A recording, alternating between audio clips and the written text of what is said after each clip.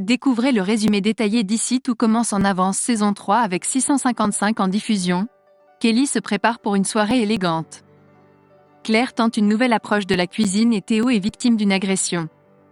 Constance, avant de partir pour l'institut, demande à Théo s'il a l'intention de se rendre à l'infirmerie pour le planning des visites médicales de leur brigade.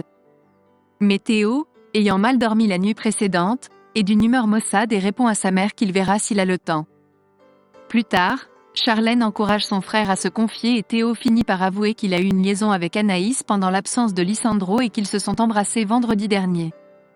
Charlène est surprise d'apprendre cela, sachant qu'Anaïs est en couple avec Lisandro, qui lui a demandé de l'épouser et qu'elle a accepté. Elle conseille alors à Théo de laisser tomber cette histoire, d'autant plus que c'est la fille qu'elle déteste le plus. Louis s'interroge sur les méthodes pédagogiques employées par Claire. Elle lui répond qu'elle a besoin d'une certaine liberté dans son enseignement, d'éléments qui sortent des sentiers battus. Claire avoue également qu'elle apprécie l'improvisation.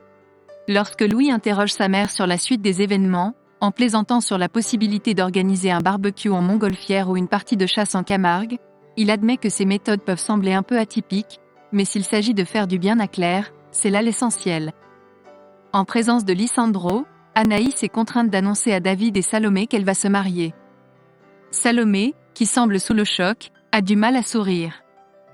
Pendant ce temps, Langlard propose à Kelly de l'inviter au cocktail annuel de la Villa Mazarin, tandis que Clotilde lui fait part de l'excellent retour qu'elle a eu sur ses cours.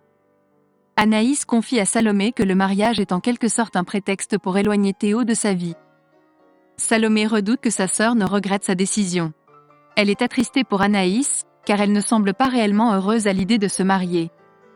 Claire n'est pas satisfaite des plats préparés par les élèves de 3e année, qui selon elle manquent d'audace malgré l'utilisation de salicorne. Elle souhaite que les élèves s'impliquent davantage et prennent des risques. Finalement, Hortense réussit à se démarquer avec son dessert à base de fleurs de bourrache.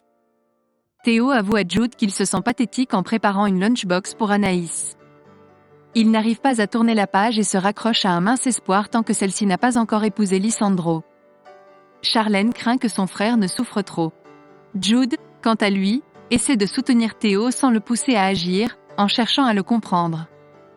Laetitia offre à Kelly sa robe, strass et paillettes, pour la soirée avec Langlard. Kelly est inquiète à l'idée de paraître ridicule. Lors de la soirée, Langlard commente que sa robe brille beaucoup, ce qui pousse la chef à proposer quelque chose de plus élégant pour maîtriser son image. Finalement, Langlard prête à Kelly une tenue, sharp. Anaïs se sent complètement désorientée en lisant le mot touchant de Théo et en découvrant sa boîte à lunch. Anaïs demande à Théo de la rejoindre au marais pour lui clarifier les choses. Elle lui explique qu'elle ne partage pas les mêmes sentiments que lui et qu'il doit accepter cela. Anaïs insiste sur le fait que leur relation doit rester strictement professionnelle. Théo est blessé par cette déclaration et trouve qu'Anaïs a été très dure avec lui. Après sa conversation très houleuse avec Anaïs, Théo est très agité. Au cours d'un appel téléphonique avec Jude, il lui confie qu'il a l'impression qu'Anaïs s'est moquée de lui. En marchant dans la rue, il est interpellé par 2 hommes qui lui demandent une cigarette, mais il leur répond de manière agressive. Les 2 individus ne supportent pas la façon dont Théo leur parle et l'attaquent violemment. Théo s'effondre sur le sol, inconscient. Jude est toujours au téléphone et se fait un sang d'encre.